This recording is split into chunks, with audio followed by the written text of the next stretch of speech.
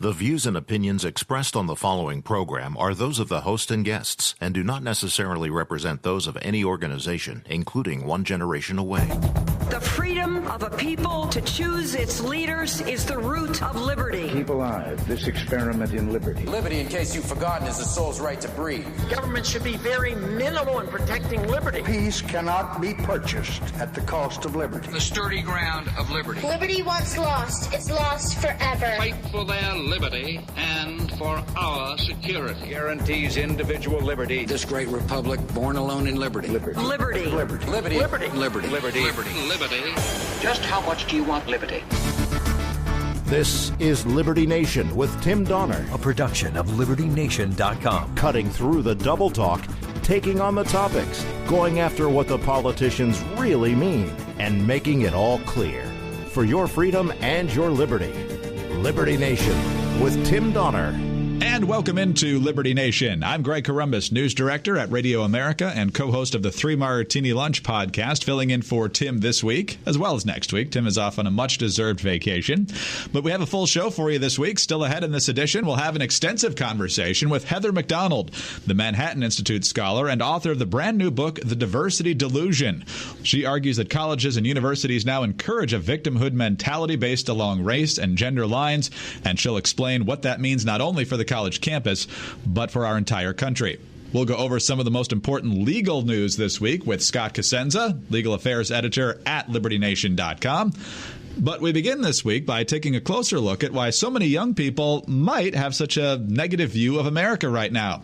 It's not just the politics of the present day, but it's perhaps a warped view of America that was formed through the history textbooks that they studied in high school and college. And with me now to talk about this is Daniel Oliver, chairman of the Education and Research Institute. ERI is calling attention to its American History Book project, which highlights biased and inaccurate rendering of American history for students. The book causing the most concern right now is entitled The American Pageant. It's a book used by millions of high school and college students for decades. So why does this textbook raise particular concerns?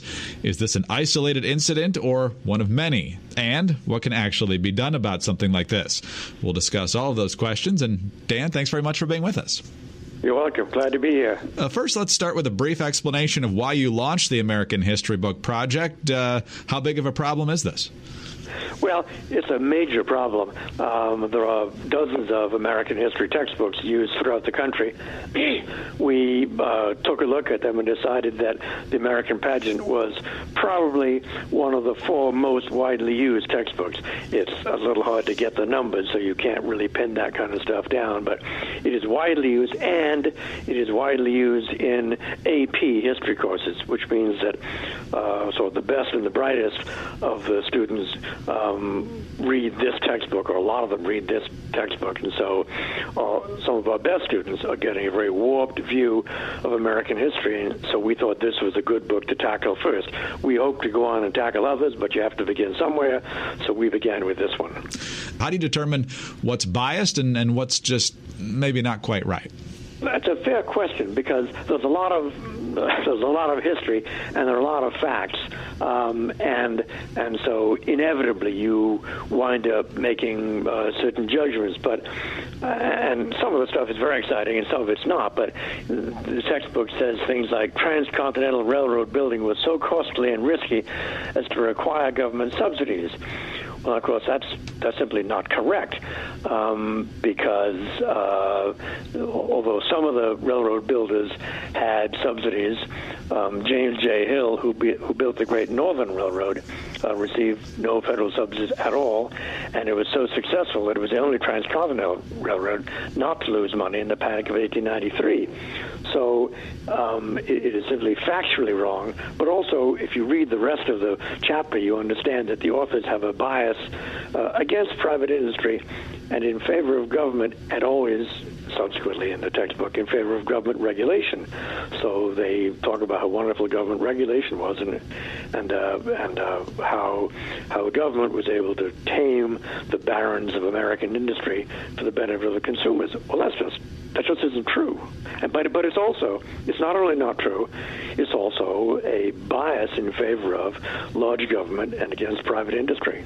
And we should point out that on the website, you go chapter by chapter in this book, highlighting different pieces of the text and explaining why it's biased and in many cases why it's also inaccurate. Is there any particular passage in the American pageant that stands out to you? Well, my favorite, it's not just bias, it's inaccuracy, is the one on Alger Hiss. They say Alger Hiss was being chased by an ambitious red hunter who was Richard Nixon. And then they say that Alger Hiss went to trial and was caught in embarrassing falsehoods. Well, he was caught in embarrassing falsehoods indeed. He denied that he was a communist spy. They proved otherwise. The statute of limitations had run on convicting him as a spy, so the only charge the government could get him on was perjury. They got him on perjury and sent him to jail for, I've forgotten, 5 or 10 years. But the perjury was denying that he was a Soviet agent passing documents to the Soviet Union. So, and the book we critiqued was published in 2002.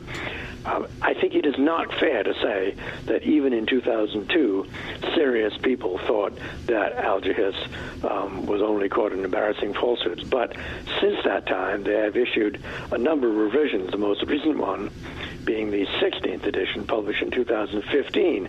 And the passage on Alger Hiss has not been changed. So they are still saying in 2015, in a book that they charged students $200 for, that Alger Hiss was caught in embarrassing falsehoods, when in fact he was a communist spy. And that's just unbelievable. We see surveys from time to time about what the American public in general doesn't know about our founding and about American history. We see it from the right. I think the Intercollegiate Studies Institute has a survey that they do. We just had one this past week from the Woodrow Wilson National Fellowship Foundation, which reported that only 13% of those surveys knew when the U.S. Constitution was ratified. More than half didn't know which countries the United States fought in World War II, 60%, and 57% didn't know how many justices serve on the nation's highest court. So two questions here. What's the impact on our young people, and how do you think it's impacting how young people are engaging in our actual political debates? Most students don't go on to become American history buffs, and my guess is they forget most of what they learn very quickly. But they have a sense, I think, after reading textbooks like this, that business is bad and government is good. Government will protect you against greedy businessmen. So they grow up with a bias against business and against the economic power of the United States. If they would, even if you're not reading the textbook, if you just go to our website, trueamericanhistory.us, and read the commentary and get a sense of the issue and the problems dealing with textbooks. I read a book about how useless education is by somebody, and I forgot what the name of the book was, but he said they've surveyed college students, and something like 14% of them, of the graduates of the nation's colleges, didn't know whether the sun revolved around the earth or the earth revolved around the sun. So we have a problem with education. It's not limited to American history. Lastly, what do you hope this project accomplishes? What can people actually do to make sure that students are getting an accurate view of American history? I think two things. One is tell the students that the resource is available and they can read it. And even if they're reading a different history book, not the American Pageant, which is the one we have critiqued at trueamericanhistory.us, but even if they're reading a different American history textbook, they could sign on to our website and type in the first, the name of whatever the person who is being criticized is, and go to our section and get the true scoop. So it's useful even for people who are reading a different textbook. And then it's also just interesting for people who want to know something about American history and about bias in textbooks. They can read through our critique instead of reading the textbook. And third, we're hoping that it is sort of a warning shot fired across the bow of people who write American history textbooks, that put them on notice that as time goes on, we hope to put their textbook on the web too and critique it the way we've critiqued the American Pageant. Dan, we'll have to leave it there. Thank you, sir, very much for your time today. We appreciate it. Thank you. Daniel Oliver is chairman of the Education and Research Institute. I'm Greg Corombos reporting for Radio America. Liberty Nation with Tim Donner.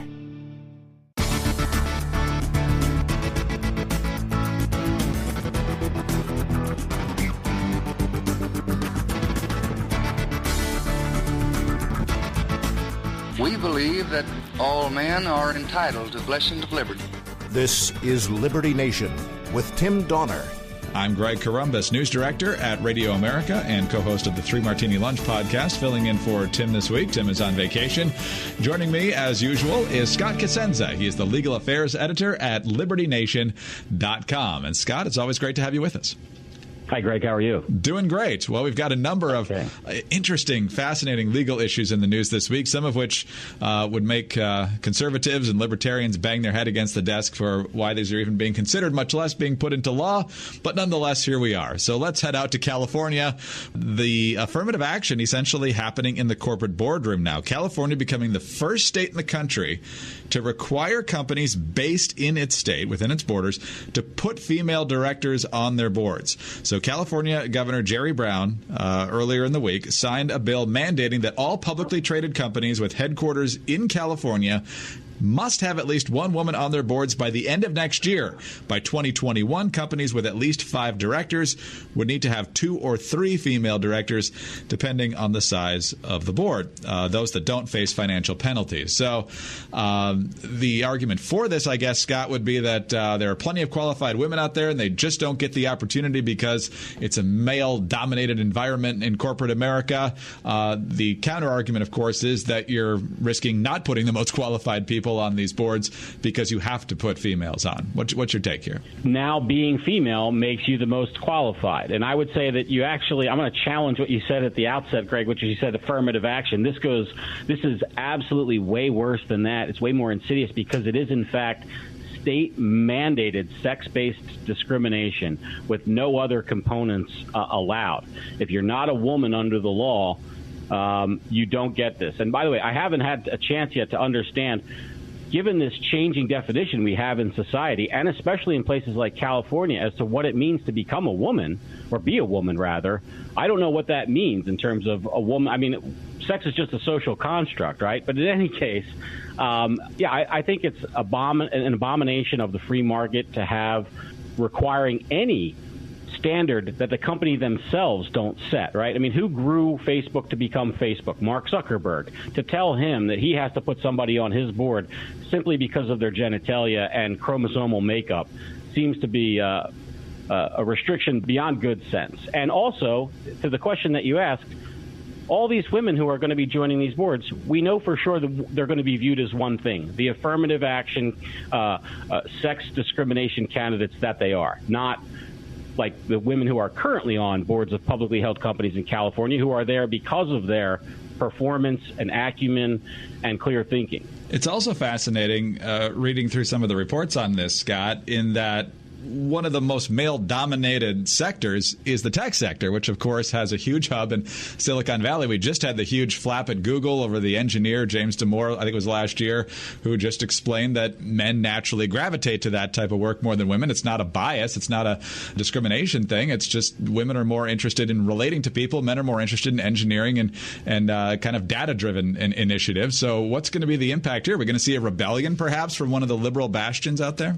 You know, Greg, when I was a kid and we got our first computer, I obsessed with it and spent more waking hours than I can remember at it. And my sister, had a cursory interest in it. And I think that's probably true for a lot of men versus women. I think that we're going to see fewer companies be willing to headquarter in California.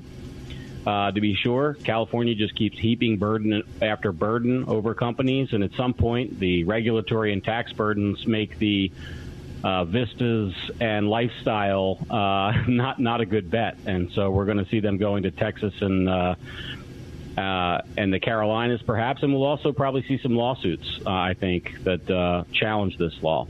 This is the first in the country of its kind, Greg. Scott, let's shift gears and talk a little bit about the Supreme Court fight, although not the direct debate over the confirmation of Brett Kavanaugh, but an issue that has arisen that has a lot of people concerned, and you especially, the American Civil Liberties Union, usually seen as a bastion of the left, but they are ardent defenders of the First Amendment, or have been over their many decades.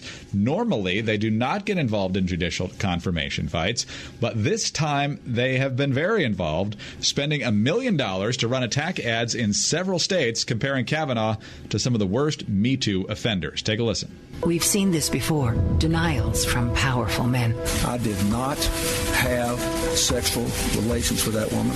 I've never seen anything like this. I categorically and unequivocally deny the allegation against me by Dr. Ford. America is watching. And as we choose a lifetime seat on our highest court, integrity matters, and we cannot have any doubt.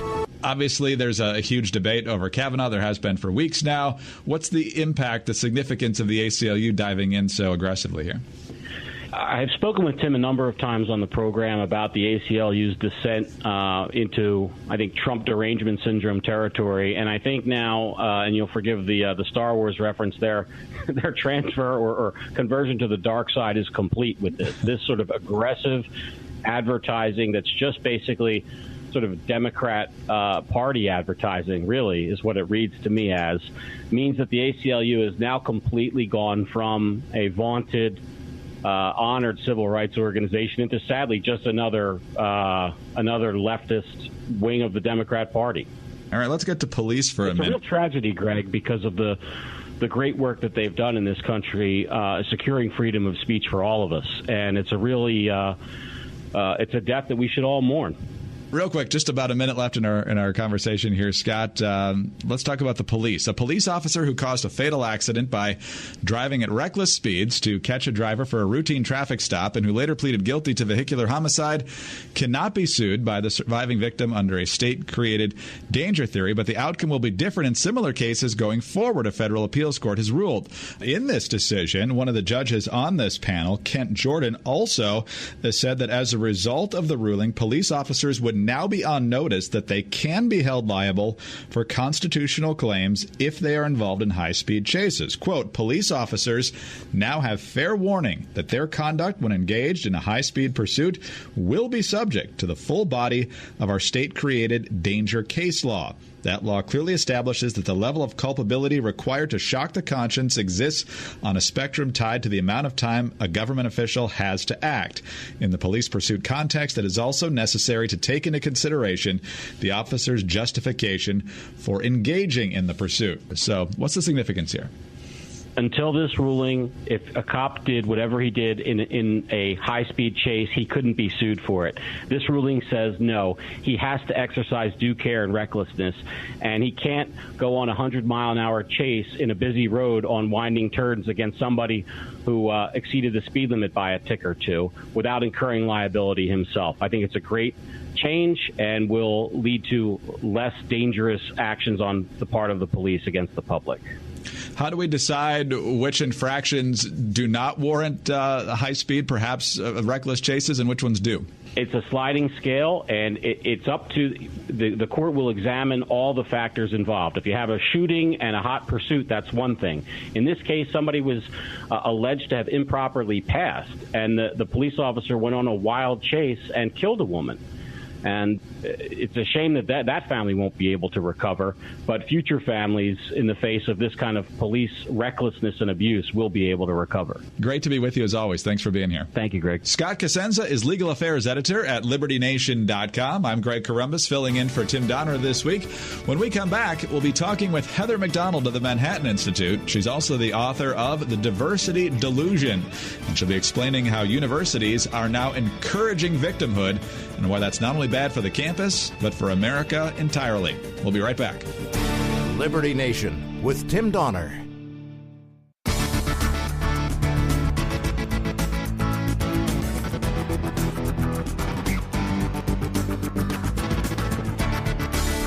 Far more important than my political future and far more important than yours, the well-being of our country.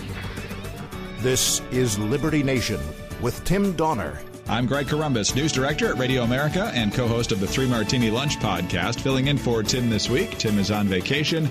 My guest for the remainder of this program is Heather McDonald. She is a senior fellow at the Manhattan Institute in New York, and she is also the author of the brand new book, The Diversity Delusion: How Race and Gender Pandering Corrupt the University and Undermine Our Culture. And Heather, thanks so much for being with us. Well, thank you for having me on, Greg. I greatly appreciate it. Well, the college campus might be all about diversity, except when it comes to ideas, Heather. You are among those who have experienced this personally. You had difficulties at UCLA and especially at Claremont McKenna College, where a mob of students essentially prevented you from meeting face-to-face with the group that you were scheduled to speak with. Ultimately, a couple of students did get suspended, and the academic community from around the country condemned the school for punishing the students rather than condemning the students for violently disrupting a scheduled speaking event. So what was your reaction to that? Well, boredom, frankly. I mean, it's absolutely typical. I was certainly not surprised because the idea that students who get to check off multiple boxes of victimhood on a college campus get to break every rule of civility and respect is by now absolutely standard. The faculty are enabling this outbreak of boorish violence and thuggery. The administrators enable it. The only rare thing about the Claremont experience was the fact, as you say, Greg, that there were a handful of students who suffered temporary suspension from classes. Everywhere else, in cases of similar outrageous behavior, presidents have actually thanked the students for making them feel proud of their student body. At Yale, after one of the most egregious incidents of just fascist behavior, Yale conferred a racial reconciliation prize on 2 of the participants.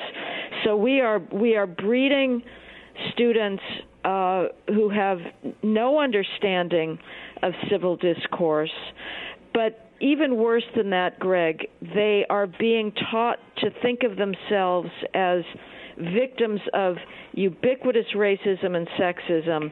That's a lie, but they're bringing that perspective with them into the world and transforming virtually all of our mainstream institutions accordingly. Heather, the liberal campus, or the university campus for the most part, has been a hallmark of liberalism for pretty much 50 years now, if not longer in some cases. And once the protest generation and the flower children got to be teachers and administrators and so forth, it's understandable that it's become a liberal place in most places around the country and perhaps increasingly liberal.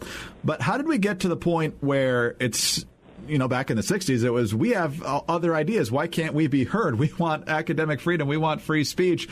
And now anything that is considered the least bit unorthodox from the left or progressive perspective is completely clamped down upon. How did we get to that point? Well, first of all, I think that we tend to over-romanticize the Berkeley free speech movement.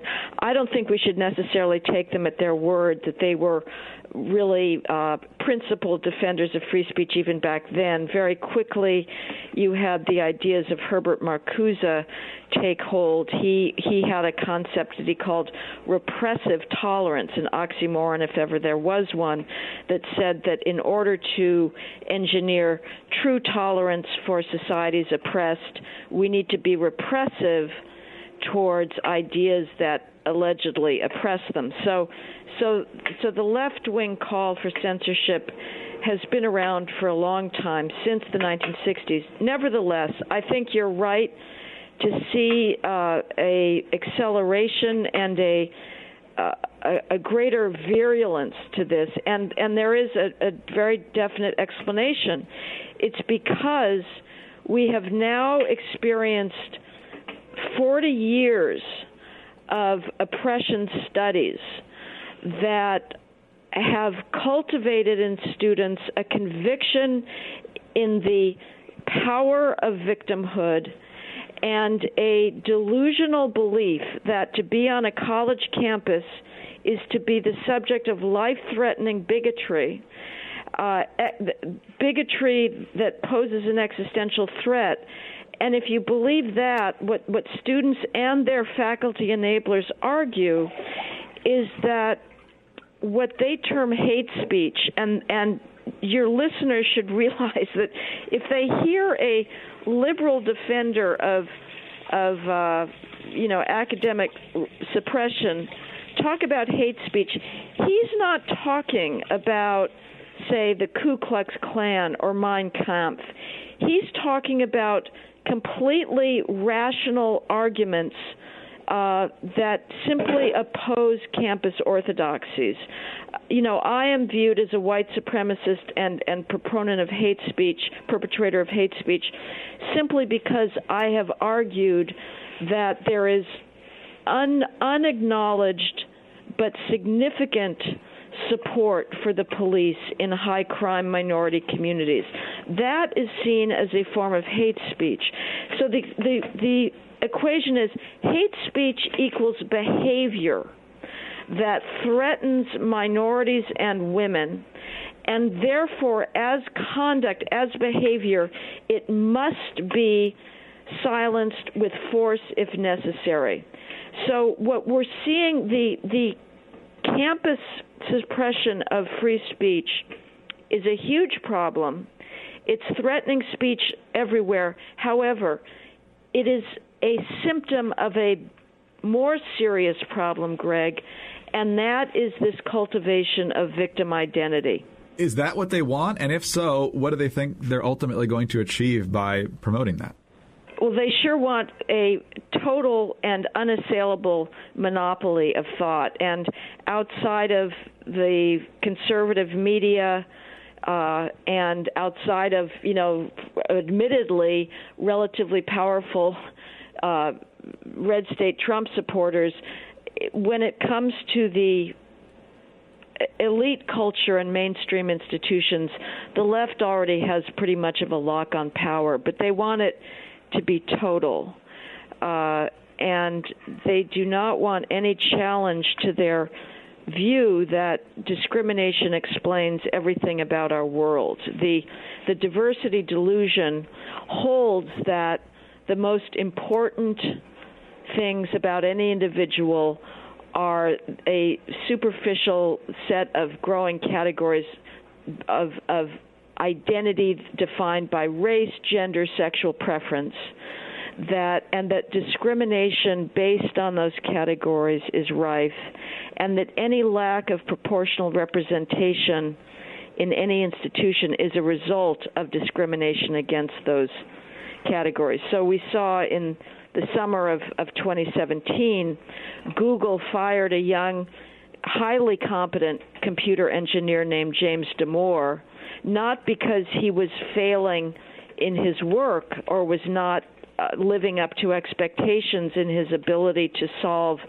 computer engineering problems, but because he had written a memo saying that the lack of 50-50 gender proportionality at Google may be due to the average dispositions of males and females when it comes to careers. He said, on average, I'm not, and he was very careful to say, I'm not talking about any individual male and any individual female, but as a group, males are more attracted to abstract, ideas-centered, number-centered work, and females, on average, again, not speaking about any individual computer wonk, female computer wonk, females tend to prefer more hands-on, human-based work that they believe helps people solve social problems. This contradicted Google's own feminist orthodoxy, which said that the only possible explanation for why there weren't 50% female engineers at Google was Google's own sexism. Google would rather blame itself for sexism than acknowledge any alternative explanation. That got Damore fired. Just merely writing a memo laying out an alternative hypothesis got him fired, and later a board of the National Labor Relations Board, the Associate General Counsel of a regional office, upheld Google's actions, saying that what he wrote constituted sexual discrimination and harassment that made Google's employees, female employees, feel unsafe. This is very, very dangerous stuff, Greg. We're speaking with Heather McDonald, Senior Fellow at the Manhattan Institute. The book is The Diversity Delusion. Much more of our conversation on Liberty Nation right after the break. Liberty Nation with Tim Donner.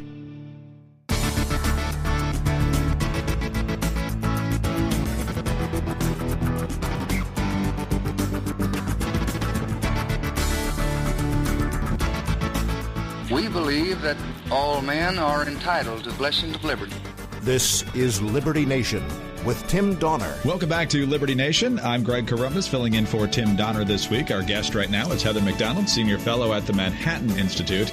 She is also the author of The Diversity Delusion, How Race and Gender Pandering Corrupt the University and Undermine Our Culture. And Heather, we talked a lot about race. Let's turn our attention to gender now. And one of the most often quoted statistics is that on campus, 1 in 5 females will be sexually assaulted. You make it clear in this book that you are very skeptical of that claim. What did you discover in your research? Well, the fact is certainly not what the feminists tell us. What we know for a fact is that there's a drunken hookup culture that is the product of sexual liberation, that says that there's no differences between the male and female libido, that there should be no traditional constraints on the male libido, such as chivalry or respect, that females should not exercise modesty and prudence. They should be as sexually aggressive as males. And this is resulting in a hookup culture of one-night stands with partners whom you barely know. Sexual liberation said that would be great for males and females. Turns out it's great for males because they have a natural biological inclination to have sex with as many females as possible. Females respond differently to sex. They feel more emotional connection, and they're less prepared to just sort of walk away from an encounter. So they often feel regret. Sometimes they are trying to cover up infidelity to a boyfriend, but they will translate that, and they're encouraged to translate regret into rape accusations. If we were living through what these numbers, if the numbers put forward by the campus rape industrial complex were correct, that would signify a crime epidemic that's really never been seen anywhere, not in the worst African civil wars, certainly not in Detroit. And if that were the case, if there was that much sexual assault going on college campuses, you would have seen a movement to create single-sex schools decades ago. Instead, what you have is highly educated Gen X baby boomer mothers doing everything they can to get their daughters into selective colleges. You have now a majority of students on campus are females. So either these feminists are not being strong women together and are simply staying silent and not warning these girls who we're to believe are like lambs to slaughter going into this tsunami of sexual violence, or it's not going on. And when I look at the numbers, again, the numbers of female applicants to college, the frenzy to get into college, the fact that there are practically no actual rape reports to the police, I conclude that this is one big hoax. Heather, as you point out in the book, and as you mentioned when we were talking about Google a little bit earlier in our discussion, that a lot of what you're writing about focuses on what's happening on campus, but it's also infiltrating our culture as well. And some would say it's been happening here in Washington as a result of this ferocious Brett Kavanaugh confirmation fight. Just a couple of weeks ago, you had Mazie Hirono, a Democrat from Hawaii, saying this was the appropriate role of men as this debate unfolds. I expect the men in this country and the men in this committee, and many of them, believe me, because we all signed on to this letter to demand an FBI investigation. But really, guess who's perpetuating all of these kinds of actions? It's the men in this country. And I just want to say to the men in this country, just shut up and step up. Do the right thing for a change. Do you see that flowing from the mindset that we see on campuses, or is this more unique to the situation at hand on Capitol Hill? Oh, it's a direct conveyor belt, Greg. You're absolutely right. I mean, we're just seeing a mirror image from the notions that the so-called survivors must always be believed. I've heard somebody on The View say, well, the males on the Senate Judiciary Committee are not protecting women. Whoa, that I thought that's what we're supposed to not have anymore. But again, we are re-importing covertly aspects of the Victorian ethos, because it turns out that it actually the notion that the male libido needs restraint through norms of respect and chivalry was a much more honest acknowledgement of the differences between males and females than what we've got now. And so slowly but surely, and with nobody actually being explicit about it, we're putting it back on, of course, but we do put males at double jeopardy all the time. We want them to be protectors, and yet we're still going to hold them responsible. We want females to have the rights of promiscuity, and yet they get to claim fainting victimhood at a turn of a hat. So there's a war on men in this country. I mean, that's the bottom line.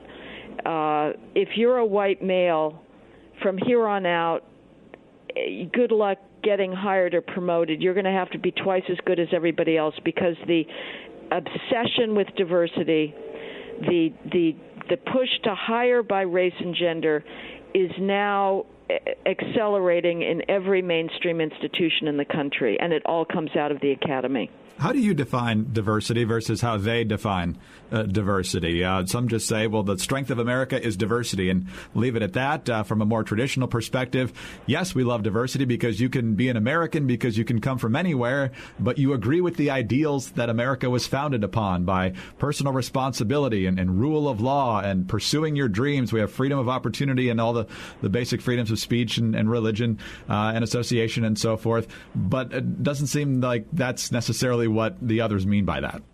No, they definitely don't. They have no interest in American ideals. Diversity for them is skin deep. It's what's between your legs. It's things that I think are trivial that are now being used to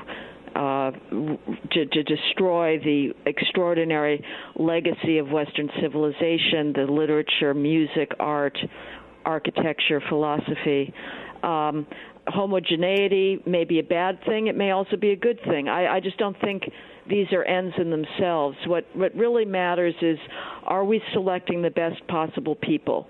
If it turns out that a scientific lab is all female, and those females are the best possible researchers of Alzheimer's, that's great. Who cares? But who cares? I really don't care.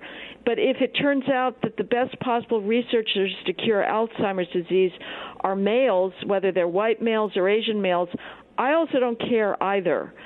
I just don't think diversity is a particularly interesting concept. Last question. It's a quote from early on in your book here. You say, "We are cultivating students who lack all understanding of the principles of the American founding. The mark of any civilization is its commitment to reason and discourse. The great accomplishment of the European Enlightenment was to require all forms of authority to justify themselves through rational argument rather than through coercion or an unadorned appeal to tradition. The resort to brute force in the face of disagreement is particularly disturbing in a university which should provide a model of civil discourse." So I guess the last question is there a path back to the way it should be? Yes, every one of us has to rebut the victim narrative. As long as the central claim about America is that it is endemically and inevitably, invariably racist and sexist, the demands to shut down free speech are going to continue. It is up to all of us to say we have, for however egregious our historical sins, we have made enormous progress. We are an open and tolerant society. Most Americans just want to get along. They don't care about race. They do see people on the quality of their character. It is the left that is wanting to pigeonhole everybody by divisive identity politics. So we have to stand up against this accusation of ubiquitous racism and sexism. Heather, it's a critical topic, and you do a great job of exposing it in this book. Thank you so much for your time today. Thank you for having me on, Greg. I appreciate it. Heather McDonald is a senior fellow at the Manhattan Institute. She is the author of The Diversity Delusion, How Race and Gender Pandering Corrupt the University and Undermine Our Culture. I'm Greg Corombos of Radio America. I'm Greg Corombos, news director at Radio America and co-host of the 3 Martini Lunch podcast, in for Tim Donner this week. I'll actually be in for Tim next week as well. Tune in then. And until then, stand up for liberty.